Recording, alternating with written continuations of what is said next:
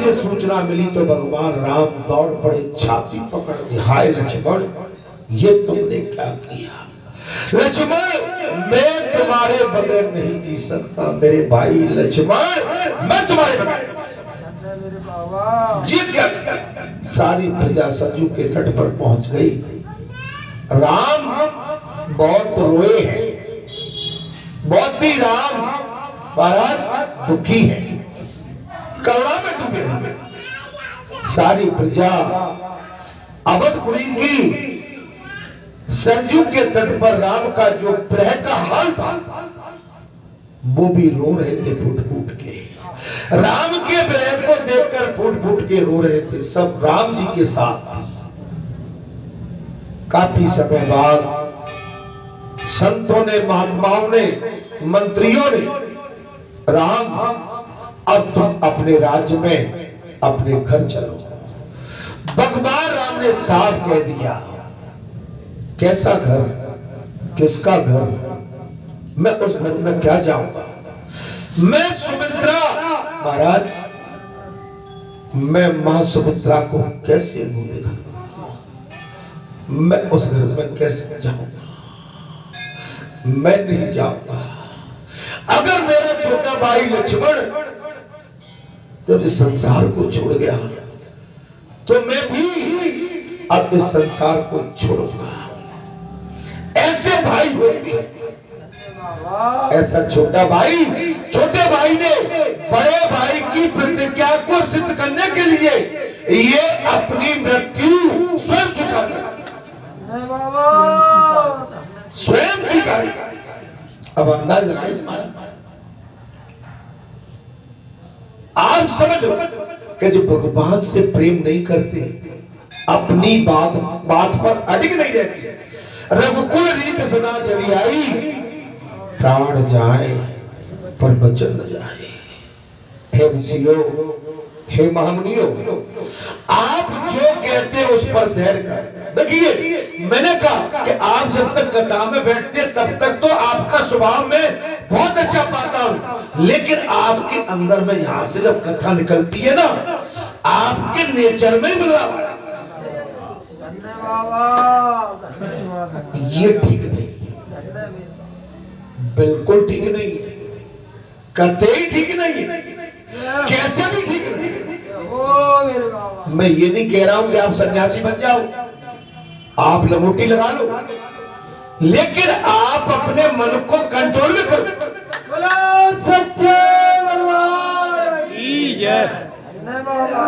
अपने मन को स्थिर करो।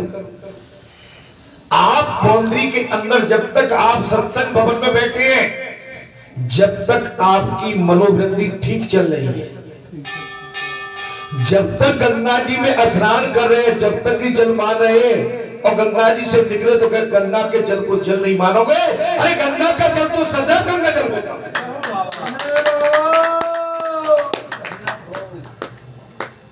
ये अपनी वृत्ति पहचानो। जब संतों का संग करते हैं, महापुरुषों का संग करते हैं, राजपुरुषों का साथ रहना चाहते हैं, तो उसमें भूख प्यास, नीचा ऊंचा ये नहीं देखा जाता। उसमें समय की सीमा नहीं है, अनलिमिटेड है।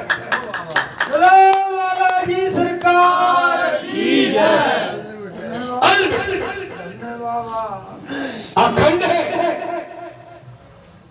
आपको किसी राजनेता के, हम राजनेता बन जाए, जो मुख्यमंत्री है ना राज्यों के, उनको नींद नहीं आती रात में। जो आपके देश का प्रधानमंत्री है ना, वो रात को नींद भर के भी नहीं सो पाता है। नहीं है, हमें तो केवल अपने घर की चिंता है, वो भी एक उठरिया की। अरे उससे तो पूरे भारत की चिंता है।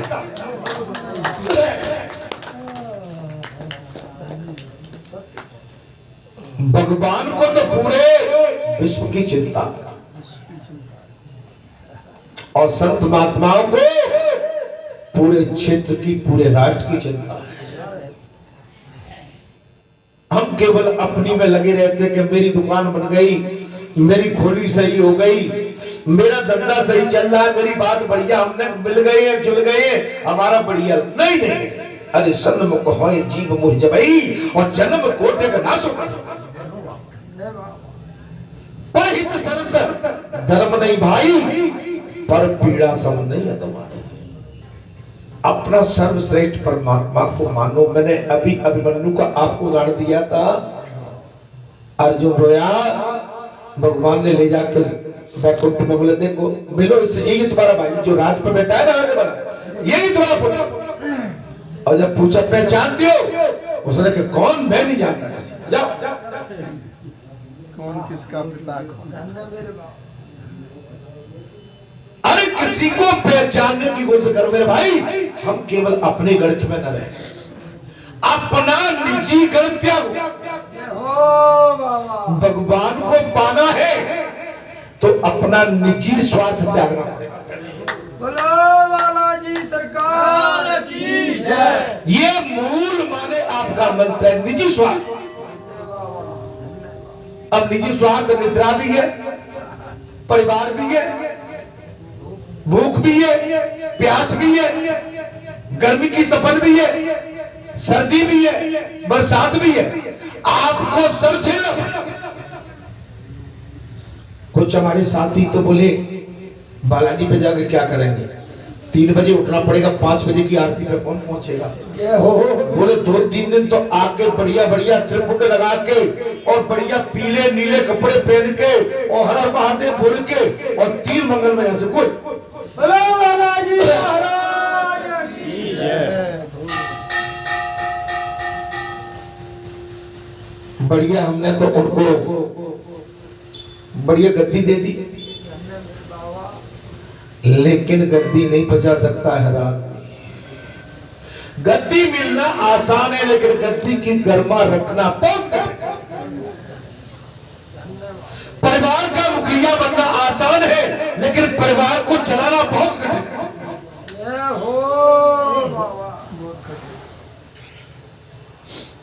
किसी का बड़ा भाई बनना आसान है, लेकिन बड़े भाई की गरिमा को रखना बहुत कठिन है। किसी का छोटा भाई बनना भी आसान है, लेकिन बड़ों के सामने कैसा व्यवहार करना चाहिए वो बहुत कठिन।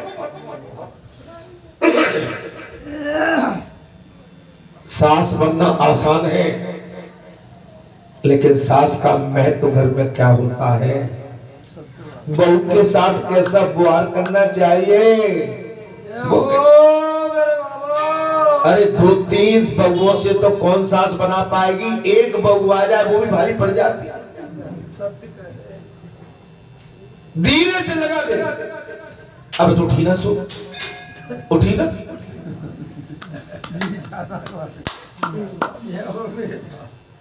बना लो, खा लो। अरे भैया तो बहू है, वो बेटी कैसेगी। अब तो पुराने टाइम के, आजकल के बच्चे पढ़े लिखे नए युग के, वो उठते ही उठेंगे, है ना, सोते सोएंगे। आप हम अपने पुराने टाइम की क्या बात करें, कौन जानता था कि कब सोए और कब उठ गए।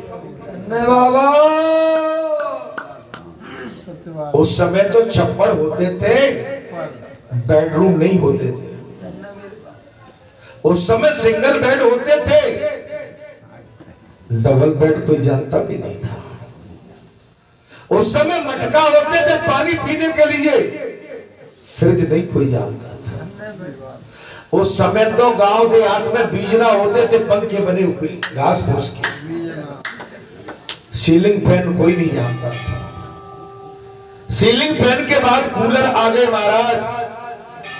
गांव के अंदर तो बढ़िया घास की टटिया बना के छिड़क देते थे, वही कूलर होता। अब तो एसी हो गए सबके घरों जी, वातानुकूलित है एसी वो भी। गर्मी में गर्म ठंडे और सर्दी में गर्म जी महाराज। अब तो आपके पास 50,000 2 लाख का एक मोबाइल भी है जी। उस समय कोई बात ही नहीं होती थी, उस समय तो चिट्ठी होती थी, अंतरदेशी, है ना, एक पोस्ट कार्ड। उसमें अपना संदेश लिख देते थे। डाकिया डाक लाया,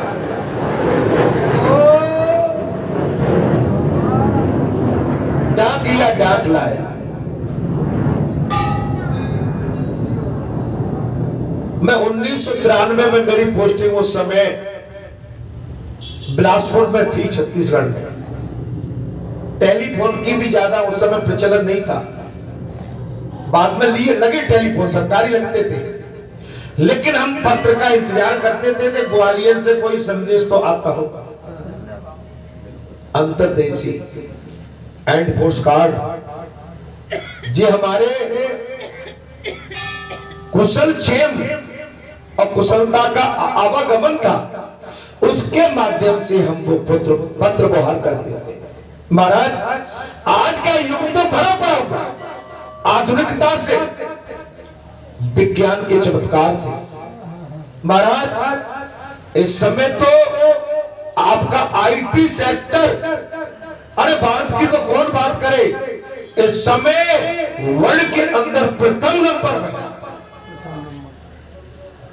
आपके जितने सीईओ हैं एंड आईटी सेक्टर के जितने बड़े बड़े इंजीनियर हैं, ये पूरे वर्ल्ड के अंदर छाए हुए। पहले आई सेक्टर, आईटी कॉलेज जो बोलते हैं, गिनती का एक हाथ आपके भारत में था। आज भारत के अंदर मन कम से कम इस समय का गिनती करेंगे तो लगभग 30 से ऊपर आईटी सेक्टर है। आप समझिए, भारत के बंटवारे के टाइम आपकी पॉपुलेशन ओनली 38 करोड़ थी। कितनी? आज आपकी वर्तमान में 140 करोड़ है, माने 102 करोड़ की वृद्धि हुई। अभी आपके लोकसभा में जो वोटिंग होने वाली है 96 करोड़ 80 लाख। अगर भाई मैं ज्यादा तो जानकार नहीं, मगर फिर भी बता रहा हूं। धन्यवाद।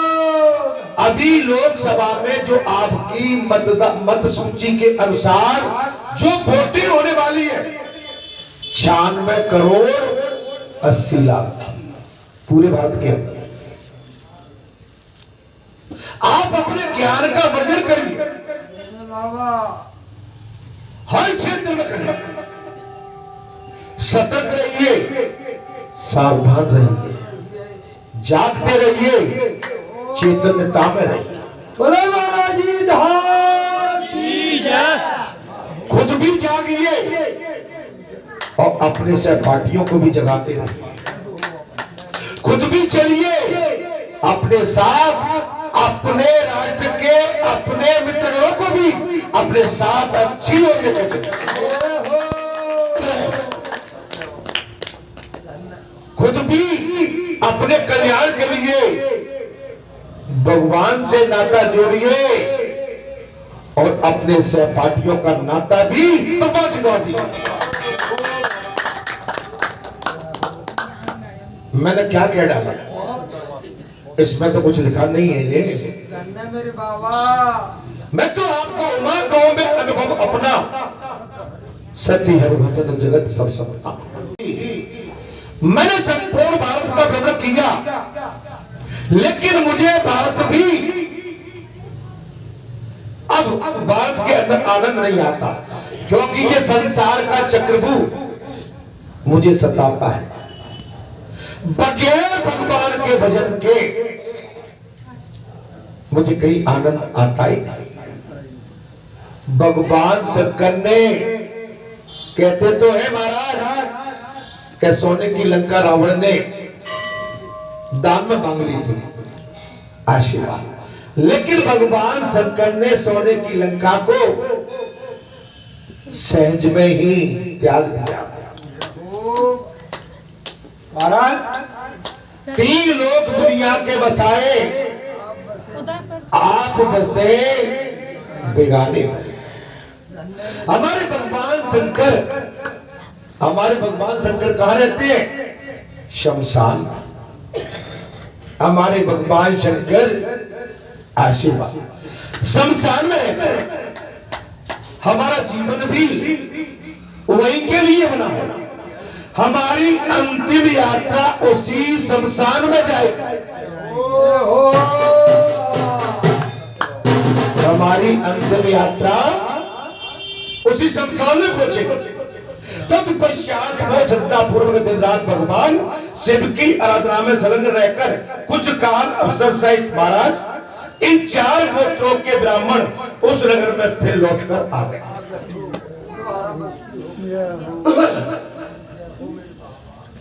बैठिए भाई, आए तो कहते हैं कि जिसका विवाह हुआ हो वो 3 दिन के लिए राजा कहलाता है।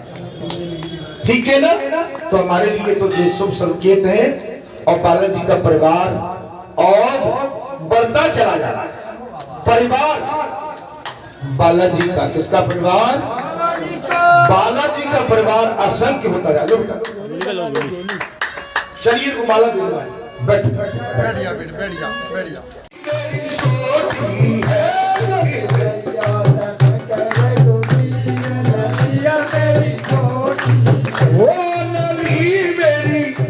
बंदो मेरी छोटी झुकी गई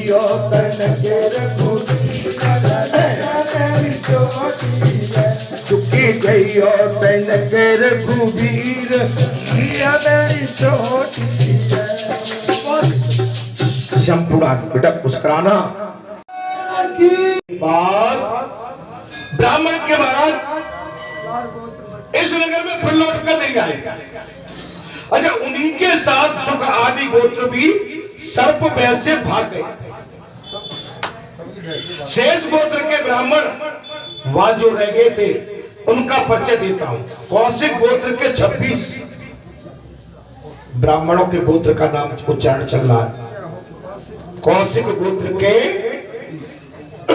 26 और कश्यप गोत्र के 27, लक्ष्मण गोत्र के 21, भारद्वाज गोत्र के 3 और कुंदन गोत्र के 14 और रैतिक गोत्र के 20, पाराशर गोत्र के 8, गर्ग गोत्र के 22,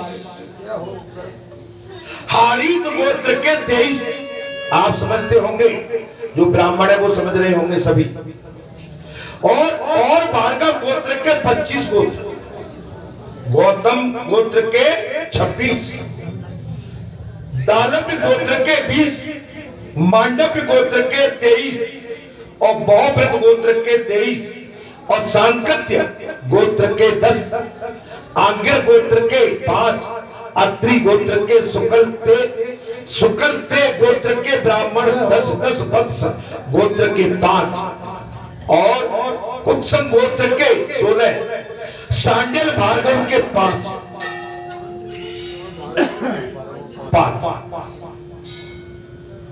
मुदगल गोत्र के 20 तथा बोधियान गोत्र के कौशल गोत्र के 30 ब्राह्मण वहां आकर बस गए। अर्ध पर्व के पश्चात मौन से 17 और यदवेदी 30, चमन गोत्र के 27, अगस्त गोत्र के 33 और जैमिन कुल के 10, निवृत्त 55, पाठीन 70 और गोबिल और काबम 5 औसन दर्शा 3 और लोकाक 60, एसिड 72, कापिष्ट दल सारकब दत्त ये 17 सारकब 100, दारज्य 17 और कात्यन अधिक और वैदिक ये 3 और कृष्णा त्रे के 5 और दात्रे गोत्र के 5, नारायणे सोन के तथा जमाल ये 100।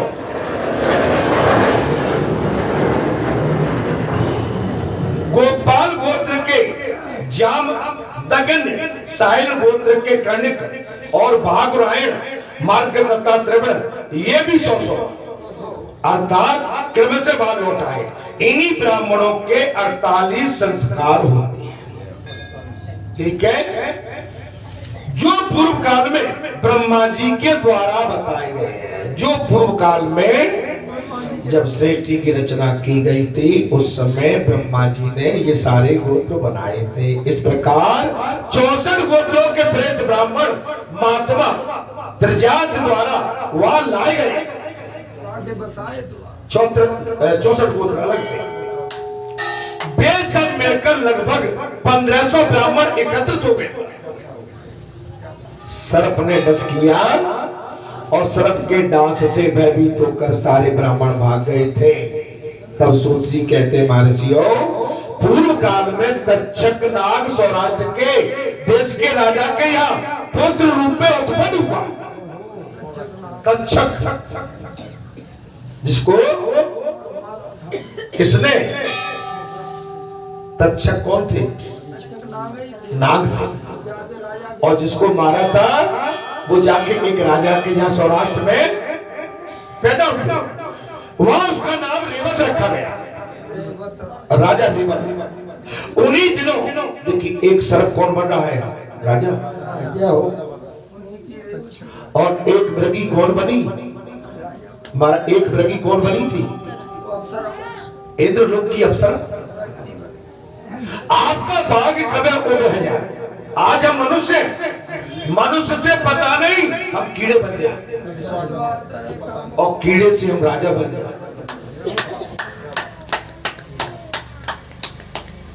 बड़े भाग्य मानुष तन पावा, बड़े भाग्य से ये वंशयोनि प्राप्त। इसको अनायास व्यर्थ के कामों में व्यतीत मत करो। अगर इस संसार में जन्म हुआ है तो कुछ अच्छे उद्देश्य लेकर अपने जीवन को उसमें लगाओ। सेवा भाव में,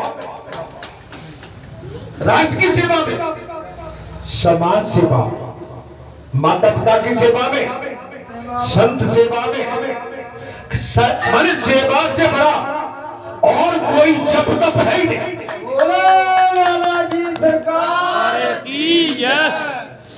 सेवा से बड़ा और कोई जप तप है ही नहीं।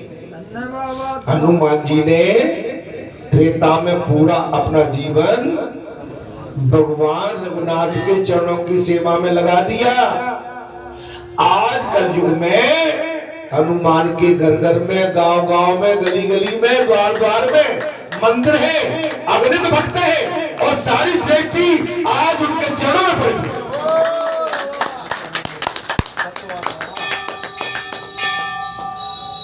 भगवान कहते हैं पहले सेवक बनो, सेवक। बोले स्वामी तो मैं तुम्हें गारंटी देता हूं, जब तुम राष्ट्र की, देश की, माता पिता की, गौ की, समाज की, सत्पुरुषों की, महापुरुषों की, श्रेष्ठ पुरुषों की, देव पुरुषों की, बहु की, सृष्टि की, चंद्र की, सूर्य की आप सेवा करेंगे, मैं गारंटी देता हूं मैं तुम्हारी सेवा करा दूंगा अगले जन्म।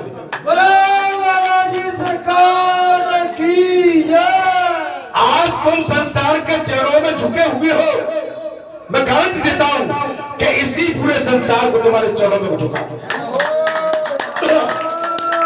तुम्हारे सेवा भाव से स्वामी में, भगवान क्या कहते हैं? बोले स्वामी मैं अकेला हूं और कोई दूसरा, और जिसने स्वामी बनने की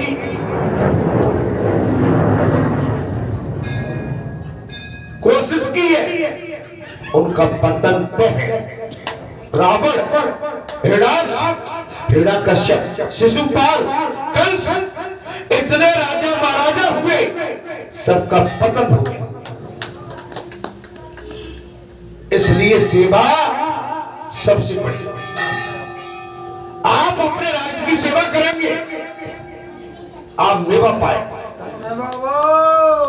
दुनिया आपके चरणों में झुक जाएगी। अच्छा मार्ग बनाएंगे, उस अच्छे मार्ग से ये संपूर्ण दुनिया निकल जाएगी और तुम्हें आशीर्वाद देगी। अच्छा पेड़ लगाएंगे, हुआ पथिक जब उस पेड़ के नीचे बैठ के अपनी थकान मिटाएगा, एक प्याऊ लगाओगे, पानी पिएगा,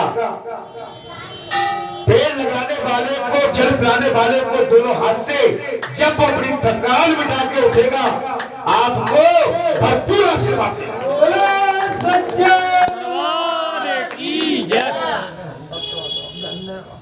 आप उल्टे सीधे कामों से कितना भी धन कमा लो, इसमें कल्याण नहीं हो सकता। आपके भारत देश का इतिहास साक्षी है। हमारे भारत देश को 800 साल मुगलों ने लूटा और 200 साल अंग्रेजों ने लूटा। 1000 वर्ष तक वो हमारे भारत देश को लूटते रहे, हमारी भारतीय संस्कृति को गुलाम बना के रखा। हमारे सनातन को कमजोर करने की कोशिश की मुगलों ने भी और गोरों ने भी, लेकिन आज सन 2024 में भारत की ख्याति इस विश्व में छाई हुई है। हमारे सनातन की ख्याति, अरे भारत की बात कौन करे, पूरे वर्ल्ड के अंदर ख्याति पाती है। हमारे राजा राम केवल भारत के नहीं है, पूरे राज्य के, सारे विश्व के, सारे विश्व के। सनातन केवल हमारा ही, हमारे भारत देश की ही धरोहर है, अन्य देश में नहीं है। अन्य देशों में न वो सभ्यता है, न वो संस्कृति है, न वो भाव है, न वो मान्यता है, न वो खान पान है, न वो दया है, न वो धर्म है, न तप है, न तपस्या है, न पूजा है, वह कुछ होता ही नहीं। आप ब्रिटिश देशों में जाएंगे, पश्चिमी देशों में ओनली फॉर गॉड 25 दिसंबर ऐसा ही कुछ है, एक साथ, बाकी पर्व वहां जानते ही नहीं है। बाकी तो हमारे भारतीय सनातनी जो अन्य देशों में बस गए हैं, वो वहां पर अपने हर पर्व को मनाते हैं। यूएई में इतना बड़ा, अभी 7 स्तंभ का इतना बड़ा धार्मिक मंदिर 700 करोड़ की लागत से यूएई में, जब मोदी जी ने, हमारे भारत के प्रधानमंत्री ने प्राण प्रतिष्ठा वहां भी की थी, वहां भी भाग लिया। हम अपने देश की तो बात क्या करें, हमारे भगवान गए कहीं नहीं थे, लेकिन कुछ जो हमारे सर्कुलर का जो लेके सर्कुलर बनना चाहते हैं और सर्कुलर बने बैठे हैं, उन्होंने हमारे भगवान को महाराज आने में, उस जगह बिठाने में, वहां उनका महल बनाने में बहुत विरोध कर दिया। 500 वर्ष की प्रतीक्षा, 75 साल का, जी हमारे भारत देश की स्वतंत्रता का इतना लंबा टाइम, हम सनातनी होके हम कुछ अपनी वोट बैंक के लिए अपने धर्म को, अपने प्राण को, अपनी सांस को, अपनी सभ्यता, कल्चर को, संस्कृति को हमने एक टेंट में बना के रख दिया। ये कहां का न्याय। चलिए, लड़ाई हुई, 500 वर्ष के बाद जीत तो सनातन की हुई। उसी अयोध्या में महाराज 500 वर्ष के बाद इतना भव्य मंदिर रामलला का, अच्छा, एक महीने में कितना, 62 लाख लोगों का आगमन हुआ है। 62 लाख कितना चल गया एक महीने में, 500 करोड़ से ऊपर।